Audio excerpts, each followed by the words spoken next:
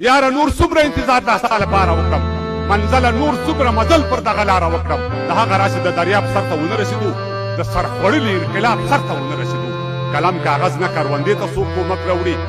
دلته چې هر څوک راشي ځان سره ټوپک راوړي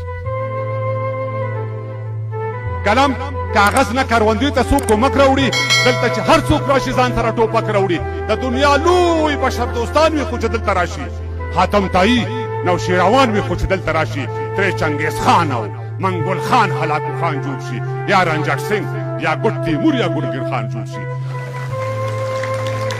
څه خپله موږ د سر خوړلي عقل سر ته ناست یو نورو تصویر یې جوړوو په خپله لمر ته ناست یو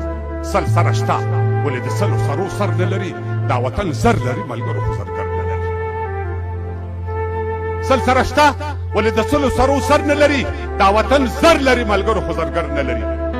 د هغه راسې چې په سیمه کې یو بم چاودلی له ډېره درده مې دا زړه لکه غنم چاودلی اول به ووژنې په بل بیا زمونږ خپل راشي د یو حجاج له ظلمه خلاص نه یو چې بل راشي نو ربه د دوو عمریانو یو دریځ راکه یا عمر راکه او یا عمر عبدالعزیز راکه الهي ستا د قدرتونو او د جمال په خاطر ستا د رحمت ستا د لویۍ ستا د کمال په خاطر